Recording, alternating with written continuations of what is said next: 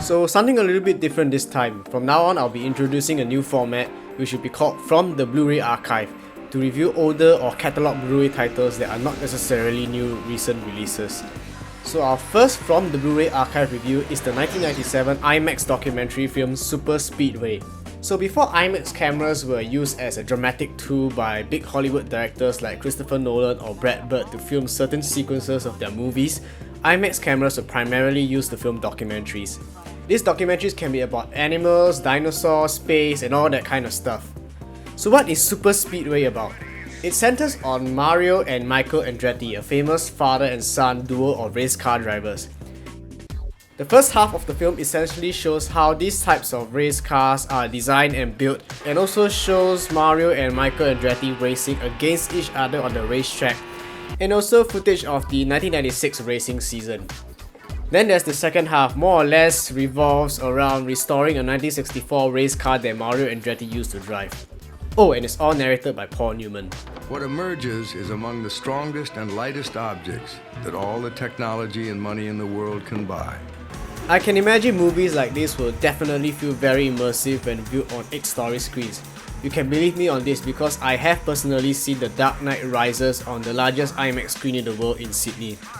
Unfortunately, with that giant screen experience stripped away when watching this Blu-ray on our regular size HD TVs, the experience does not hold up quite as well. I think this is probably because the whole documentary feels pretty much scripted and not as in-depth as most TV documentaries you may see on Discovery Channel. In general, I just felt there isn't much real substance or meat underneath the excellent image and sound quality to keep the viewers interested while watching on a regular TV. The selling point of this IMAX movie is that immersive big screen and powerful sound experience. Without it, the movie feels a little empty and not as memorable. That said, the film is very well produced. The shots where the IMAX camera is mounted on a race car looks stunning, especially if you watch it on a large screen. But probably only if you watch it on a large screen. A large screen documentary like this certainly means that the video transfer from the IMAX 70mm film must be up to snuff in order to work. And thankfully, for the most part, it does. The image is generally pretty sharp and clear, and it will certainly hold up when viewed on a large TV screen.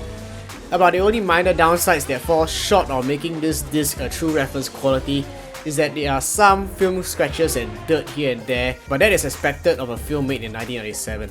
The colour is also not as vibrant as some of the best Blu-ray releases, and there are a few shots here and there that look a little soft, but other than that, it is a very good transfer.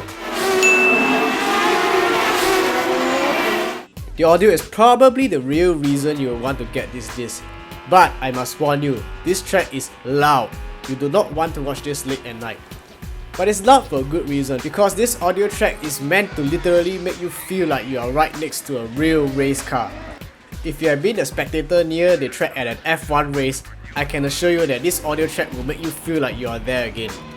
This track not only has powerful bass, but it has very crisp high frequencies as well.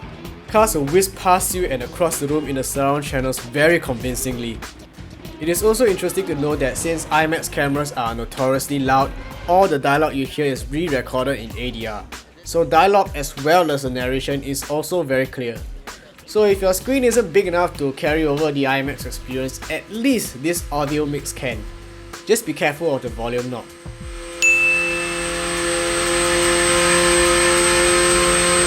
The most notable extra included on this disc is the Making of Super Speedway. It's a 47-minute documentary that showcases the challenges of shooting an IMAX film. Other than that, there aren't much noteworthy extras to talk about.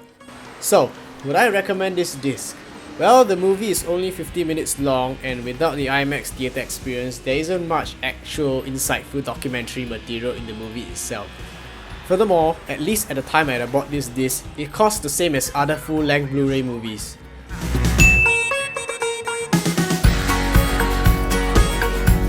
So unless the price goes down, or you have a gigantic home theatre screen that stretches from the ceiling to the floor, and a powerful surround sound setup, the overall lack of content makes it hard to wholeheartedly recommend.